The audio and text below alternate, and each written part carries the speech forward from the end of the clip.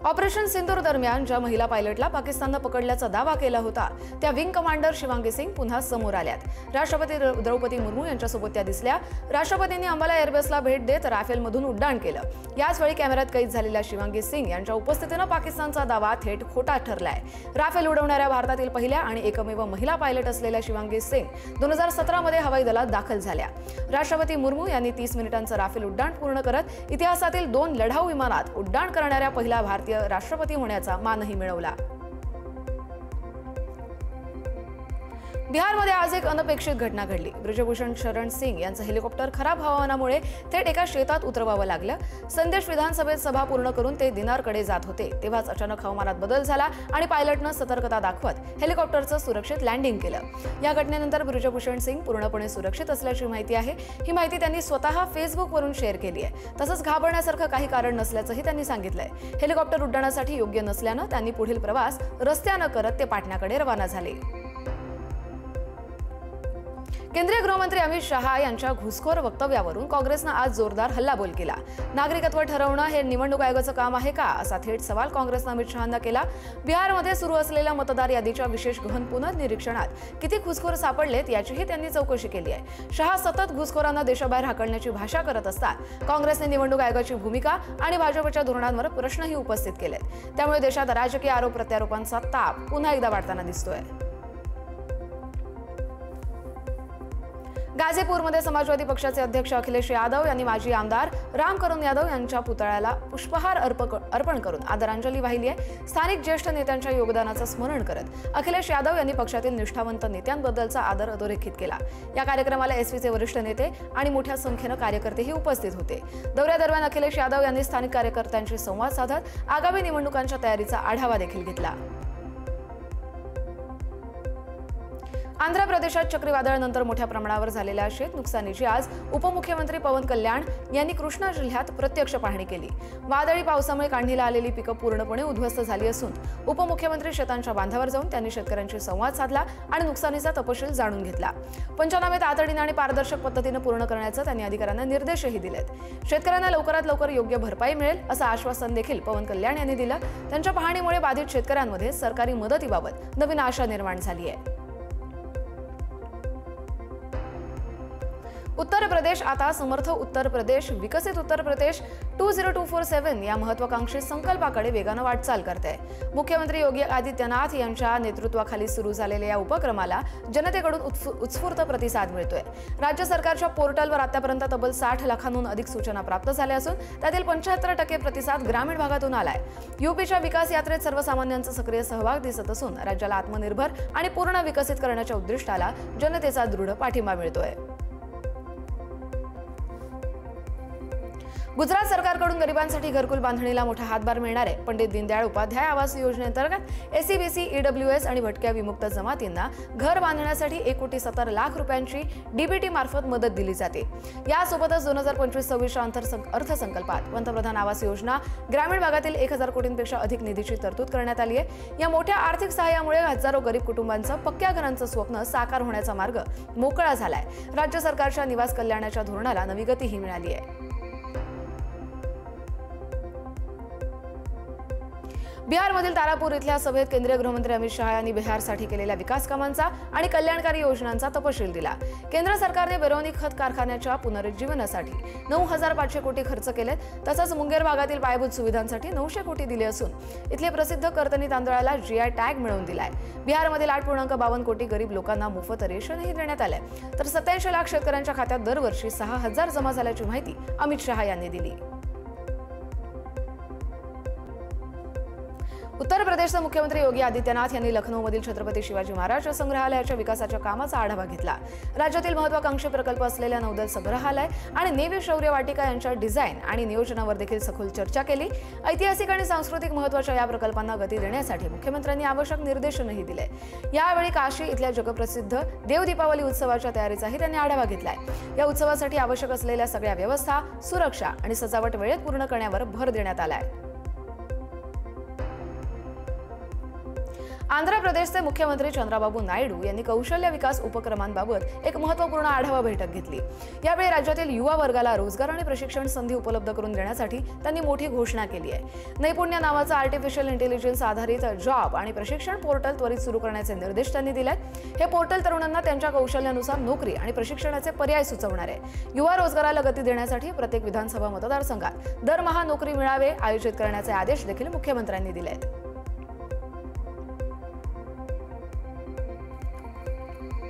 उत्तराखंडच्या जोन्सार बावर भागात लग्नातील दिखाऊ सोन्याच्या दागिन्यांवर आता मर्यादा आणण्यात आली आहे। कंधार आणि इंद्रोली या गावांच्या संयुक्त पंचायतीने हा निर्णय घेतलाय।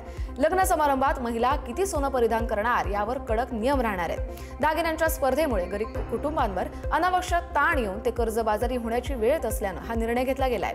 त्यामुळे हा नियम साधेपणा वाढवण्यासाठी आणि समाजात अनाठायी दबाव कमी करण्यासाठी मोठं पाऊल मानलं जात आहे। या निर्णयामुळे लग्न समारंभ अधिक सुलभ, सोपे आणि सगळ्यांना परवडणारे होतील अशी अपेक्षा स्थानिकांनी व्यक्त केली आहे।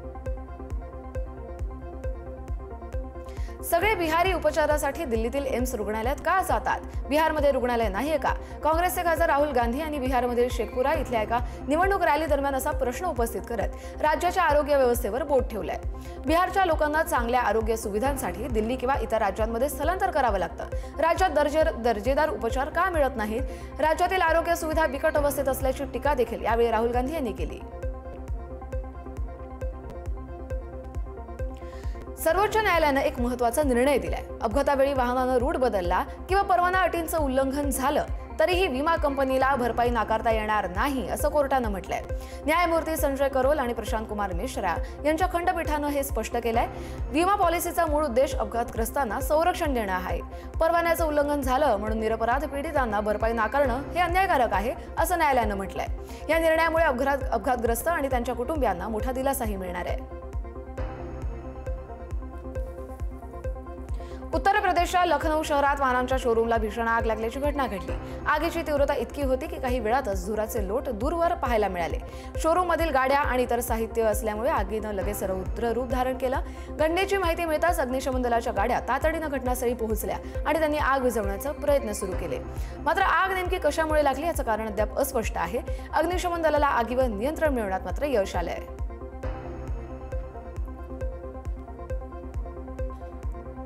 तामिळनाडूमध्ये आज एक गंभीर अपघात झालाय। केरळहून हैदराबादकडे 25 टन प्लायवूड घेऊन जाणाऱ्या ट्रकला अचानक आग लागली। ट्रकचा टायर फुटल्यामुळे ही आग भडकली आणि प्लायवूड ज्वलनशील असल्यानं काही क्षणातच संपूर्ण ट्रक जळून खाक झाला अशी प्राथमिक माहिती समोर आली। या आगीमध्ये ट्रकच्या शेजारी उभ्या असलेल्या 3 दुचाक्यांना देखील त्याचा फटका बसला आणि त्याही पूर्णपणे जळून नष्ट झाल्या। सुदैवाने यात कोणतीही जीवितहानी झाली नाहीये। दरम्यान अग्निशमन दलानं घटनास्थळी धाव घेत आगीवर नियंत्रण मिळवलंय। ही आग नेमकी कशामुळे लागली याचा कारणाचा तपास सध्या सुरू आहे। भारताने पाकिस्तानला कडक शब्दात इशारा दिलाय। परराष्ट्र मंत्रालयाचे प्रवक्ते रणधीर जयस्वाल यांनी अफगाणिस्तानच्या सार्वभौमत्वावर प्रश्न उपस्थित करणं आणि क्रॉस बॉर्डर दहशतवादाला प्रोत्साहन देणं पाकिस्तानला मान्य असलं तरी शेजारील देशांना ते अस्वीकार्य आहे असं स्पष्ट केलंय। अफगाणिस्तान स्वतःच्या भूभागावर नियंत्रण प्रस्थापित करत असल्यानं पाकिस्तान संतप्त झाल्याचंही ते म्हणाले। भारत अफगाणिस्तानच्या सार्वभौमत्व, प्रादेशिक अखंडता आणि स्वातंत्र्याचा पूर्ण पाठिंबा देत असल्याचं त्यांनी स्पष्ट केलं। अफगाणिस्तान पाकिस्तान तणावाच्या पार्श्वभूमीवर भारताने काबूलच्या बाजूने ठाम भूमिका घेतली आहे। इटलीचे राजदूत H.E. अँटोनियो बार्टोली यांनी गुजरातमध्ये गांधीनगर इथं गुजरातचे मुख्यमंत्री भूपेंद्र पटेल यांची सदिच्छा भेट घेतली। या भेटीदरम्यान उत्पादन, क्रीडा उद्योग, अन्य प्रक्रिया, अंतराळ, विज्ञान आणि तंत्रज्ञान यासह विविध क्षेत्रांमध्ये सहकार्य करण्याबाबत चर्चा झाली। मुख्यमंत्री पटेल यांनी पंतप्रधानांच्या विकसित भारत 2047 या संकल्पनेशी सुसंगत असलेल्या विकसित गुजरात 2047चा रोडमॅप राजदूतांसमोर मांडला। इटलीचे राजदूत अँटोनियो बार्टोली यांनी गुजरातच्या उच्चस्तरीय शिष्टमंडळाला पुढील सहकार्याच्या शक्यता तपासण्यासाठी इटलीला भेट देण्याचं निमंत्रण देखील दिलं। भारत जर्मनी संबंधांमध्ये मोठी प्रगती झाली आहे। जर्मन एकता दिवसानिमित्त बोलताना परराष्ट्र मंत्री एस जयशंकर यांनी दोन्ही देशांमधील व्यापार, गुंतवणूक आणि सहकार्य सातत्यानं वाढत असल्याचं म्हटलं। ग्रीन अँड सस्टेनेबल डेव्हलपमेंट पार्टनरशिपमध्ये देखील लक्षणीय प्रगती झाल्याचं त्यांनी नमूद केलं। सगळ्यात महत्त्वाचं म्हणजे जर्मनीतील भारतीय विद्यार्थ्यांची संख्या गेल्या 5 वर्षात दुप्पट झाली आहे। कुशल व्यावसायिकांच्या गतिशीलतेत देखील मोठी वाढ झाली असून दोन्ही देश जागतिक कार्यबळाच्या निर्मितीत आदर्श भागीदार बनत असल्याचं देखील एस जयशंकर यांनी म्हटलंय। अमेरिकेचे राष्ट्राध्यक्ष डोनाल्ड ट्रम्प आणि चीनचे अध्यक्ष शी जिनपिंग यांची भेट झाल्यानंतर दोन्ही देशांमधील व्यापार तणावात मोठी सवलत जाहीर करण्यात आली आहे। अमेरिकेने चीनवर लागू असलेला आयात शुल्क 57% कमी करून 47% इतकं केलंय। या करारानंतर चीन पुन्हा एकदा अमेरिकेकडून सोयाबीनची खरेदी सुरू करणार आहे, ज्यामुळे नुकसान झालेल्या अमेरिकन शेतकऱ्यांना दिलासा मिळेल। फेंटालिनच्या घटकांवरील टॅरिफही 20% कमी करून 10% करण्यात आलाय। तसंच दुर्मिळ खनिजांवरील वादही मिटला असून चीनकडून त्यांची निर्यात आता अडथळ्याविना होणार असल्याचं ट्रम्प यांनी स्पष्ट केलंय। गाझा पट्टीमध्ये पुन्हा तणाव भडकलाय। युद्धबंदीला 17 दिवस होताच इस्रायलने मोठा हवाई हल्ला केला असून 140 जणांचा मृत्यू झाल्याची माहिती गाझातील आरोग्य मंत्रालयाने दिली आहे। महिला, मुलं आणि मदत कर्मचाऱ्यांचाही यात समावेश आहे। एका इस्रायली सैनिकाच्या मृत्यूनंतर पंतप्रधान नेतन्याहू यांनी तात्काळ प्रत्युत्तर देण्याचे आदेश दिले। दरम्यान अमेरिकेचे राष्ट्राध्यक्ष डोनाल्ड ट्रम्प यांनी हमास सुधारला नाही तर त्याचा नायनाट केला जाईल असा इशाराही दिलाय। इस्रायलने मोहिमेला अंतिम टप्पा असं म्हटलं असून हमासने हे हल्ले नरसंहार असल्याचा आरोप केलाय। पाकिस्तानच्या खैबर पख्तूनख्वा या भागात सुरक्षा दलांवर झालेल्या भीषण हल्ल्यात एक कॅप्टन आणि 6 सैनिक ठार झालेत। अफगाणिस्तान सीमेजवळील सुलतानी भागात हा हल्ला झाला। सुरक्षा ताफा जात असताना अज्ञात बंदूकधाऱ्यांनी जोरदार गोळीबार केला आणि त्यानंतर आयडी स्फोट घडवून आणला। दरम्यान प्राथमिक तपासात हा हल्ला तालिबाननं केल्याचा अंदाज व्यक्त केला जातोय। पाक लष्कराच्या ISPRनं मृत सैनिकांचे फोटो जारी केले असून परिस्थिती नियंत्रणात आणण्यासाठी मोठी शोध मोहीम सुरू केली आहे। या घटनेनंतर सीमेवरील सुरक्षा आणखी कडकही करण्यात आली आहे। अमेरिकेने इराणच्या चाबहार बंदरावरील निर्बंधातून भारताला 6 महिन्यांची महत्त्वाची सूट दिली आहे। परराष्ट्र मंत्रालयाने ही माहिती दिली आहे। 3 दिवसांपूर्वी संपलेली सवलत आता पुन्हा वाढवण्यात आली आहे। भारतानं चाबहारचं 10 वर्षांच्या भाडेपट्ट्यावर संचालन हाती घेतलं असून सुमारे 120 दशलक्ष डॉलर्सची गुंतवणूक केली आहे। या बंदरामुळे भारताला पाकिस्तानला वळसा घालत थेट अफगाणिस्तान आणि मध्य आशियात व्यापार करता येतो। सामरिकदृष्ट्या देखील चाबहार भारताला चीन पाकिस्तान युतीसमोर महत्त्वाची ताकद देतं। नेदरलँड्समध्ये D66 पक्षाचे नेते रॉब जेटन पंतप्रधान पदाच्या शर्यतीत आघाडीवर असल्याचं एक्झिट पोलनुसार दिसतंय। जवळपास 30 जागांवर विजयाची शक्यता व्यक्त होत असून जेटन देशाचे सर्वात तरुण आणि पहिले समलैंगिक पंतप्रधान ठरू शकतात। त्यांच्या संभाव्य विजयामुळे अतिउजव्या विचारसरणीचे गिर्ट वाइल्डर्स यांना मोठा धक्काही बसू शकतो। जेटन पुढील वर्षी त्यांचे फियोन्से आणि अर्जेंटिनाच्या पुरुष हॉकी संघाचे खेळाडू निकोलस किनन यांच्याशी लग्नही करणार आहेत। टिकटॉकवर व्हायरल झालेल्या एका व्हिडिओनंतर जेटन तरुणांमध्ये विशेष लोकप्रिय झाले आणि तिथूनच त्यांच्या सार्वजनिक प्रतिमेला वेग मिळाला। सौदी अरेबियाच्या रियाधमध्ये भारतीय दूतावास आयोजित प्रवासी परिचय सांस्कृतिक सोहळ्याची धूम पाहायला मिळाली। भारतीय समुदायाला एकत्र आणणाऱ्या या कार्यक्रमात बॉलिवूडची जादू, शास्त्रीय नृत्य, लोककला आणि भारतीय संगीताची सुंदर मेजवानी पाहायला मिळते। भारतीय कला विश्वाच्या या आविष्कारानं केवळ अनिवासी भारतीयांनाच नव्हे तर सौदीकरांना देखील भुरळ घातली आहे। भारताची समृद्ध सांस्कृतिक परंपरा आणि विविधता दाखवणारा हा रंगारंग सोहळा भारतीयांना आपल्या मातृभूमीशी जोडणारा एक मोठा दुवा ठरतोय। किंग चार्ल्स तृतीय आणि क्वीन कॅमिला यांनी लंडनच्या नेस्डनमधील स्वामीनारायण मंदिराला भेट दिली आहे। मंदिराच्या 30व्या वर्धापन दिनानिमित्त त्यांनी ही भेट दिली। राजा आणि राणी म्हणून या शाही जोडप्याची ही पहिलीच भेट ठरली। यापूर्वी प्रिन्स ऑफ वेल्स आणि डचेस ऑफ कॉर्नवॉल असताना त्यांनी अनेकदा मंदिराला भेट दिली आहे। मंदिराच्या विश्वस्त मंडळाचे अध्यक्ष जितू पटेल यांनी राजा चार्ल्स तृतीय आणि क्वीन कॅमिला यांचं स्वागत केलं। या भेटीदरम्यान किंग चार्ल्स आणि क्वीन कॅमिला यांनी मंदिरातील स्वयंसेवकांची आणि सामाजिक कार्यासाठी पुढाकार घेणाऱ्या प्रतिनिधींची भेटही घेतली। अमेरिकेचे राष्ट्राध्यक्ष डोनाल्ड ट्रम्प आणि चीनचे अध्यक्ष शी जिनपिंग यांच्यात भेट झाली। दक्षिण कोरियातील बुसान शहरात दोन्ही नेत्यांची भेट घडली। ट्रम्प यांनी दोन्ही नेत्यांची भेट यशस्वी असल्याचंही म्हटलं।